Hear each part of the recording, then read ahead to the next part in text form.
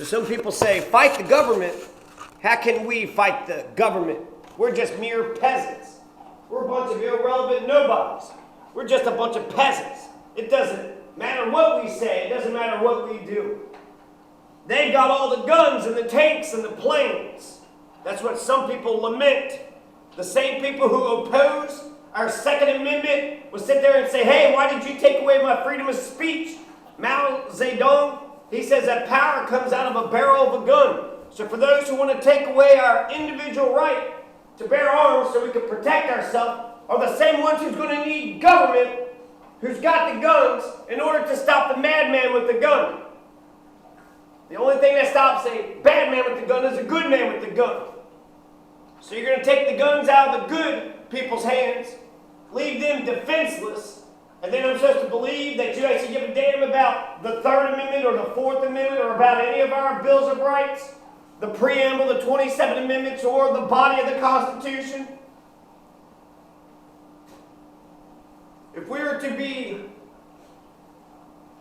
too afraid of opposing the Nazis, where would we be? If we were too afraid to oppose the Confederacy, we wouldn't have America. If we were too scared to oppose the totalitarian tyrant of King George III, America would have never been birthed. We would have never even existed. Equality, liberty, fraternity. Whither has great America, a free country of free men and women, gone? Whither has the spirit of America ran off to?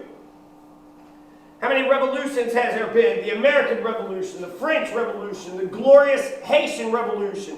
We've had industrial revolution, we've had an information revolution, science, technology, the digital revolution, intelligence. All these things were necessary for the industrial information revolution. We've had a Russian Revolution, a Chinese Revolution, the Cuban and the Dutch revolutions. It takes great intelligence to take apart the problem, to see all the working parts of the problem, and to create something new. The postmodern revolution will take something that never existed, take what still exists, and use some of those parts to create something that has never existed before. Proceed, great chief, with goodness on your side. Let every action be guided by virtue, love, peace, freedom, labor, prudence, and fortitude. Revolution from consumption to production. How many revolutionaries have no gardens?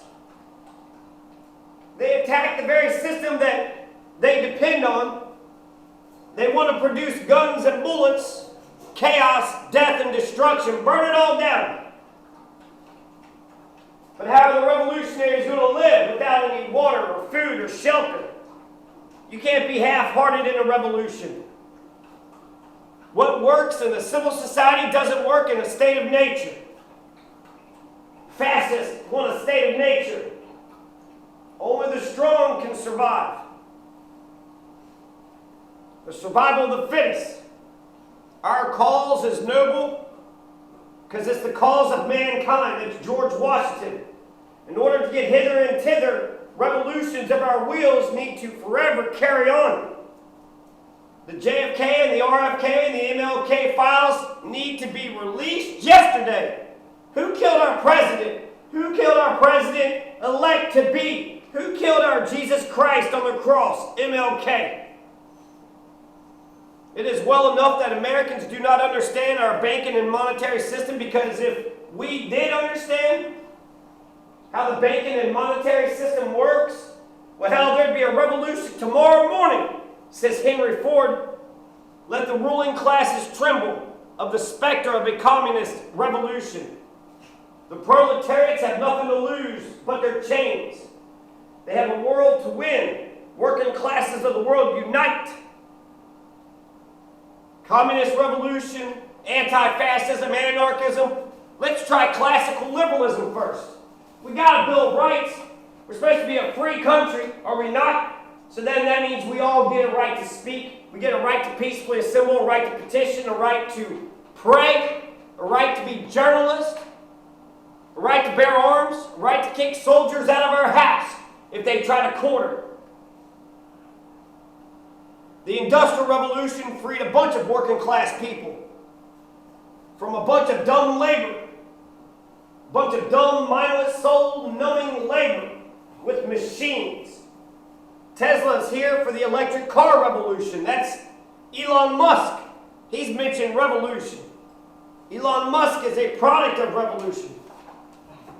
Emma Goldman says that if she can't dance or sing, then she wants us to leave her out of the revolution. If I can't sing and dance in your revolution, then I don't want anything to do with your revolution. If I can't sing or dance, that's Emma Goldman. A revolution is an idea whose time has come. A revolution is an idea which has found its bayonets. Poetry, comedy, art. These things are the lifeblood of a revolution. We need to imbibe the spirit of the rainbow warriors. We need rainbow militias. We need revolutionary rainbow militias. In all languages, the most heroic word is revolution. You know who said that? Eugene Debs. Woodrow Wilson threw him in jail for 10 years for speaking out against war. American Revolution combined with Christian principles, with the eternal principles of civil government. That's what the Constitution is. The eternal principles of civil government, life, liberty, the pursuit of happiness, property. A revolution is impossible until it's inevitable. A revolution is impossible without a revolutionary situation. And not all revolutionary situations lead to revolution. Fascism was the counter-revolution to a peace, land, and bread revolution that never even took place. Why you want to be a bunch of fascist assholes? At least the communists want to take over power to give out peace, land, and bread. The fascist just wants to take power to be a bunch of violent pieces of shit, a bunch of totalitarian tyrants. You better obey me or else I'll put violence upon you. The vanguard needs a prepared plan. The vanguard needs a prepared plan of reconstruction. The masses may wade into the dark, into the abyss to do the fighting if they got a smart vanguard that has a prepared plan of reconstruction. Darkness cannot drive out darkness. Only light can quell the darkness. Only water can put out a fire. And only love can drive out hatred. Only love can drive out hatred. The arc of the moral universe is long, but it bends towards truth, peace, love, labor, and justice. Truth and justice is on the side of the oppressed. Truth and justice is on the side of the oppressed. Injustice anywhere is a threat to justice everywhere. Justice, having peace. You want peace in the Middle East? You want peace on our streets?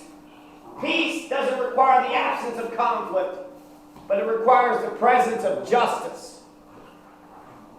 You don't just get peace if the oppressed and the abused and the criminalized just shut their mouths and sit down.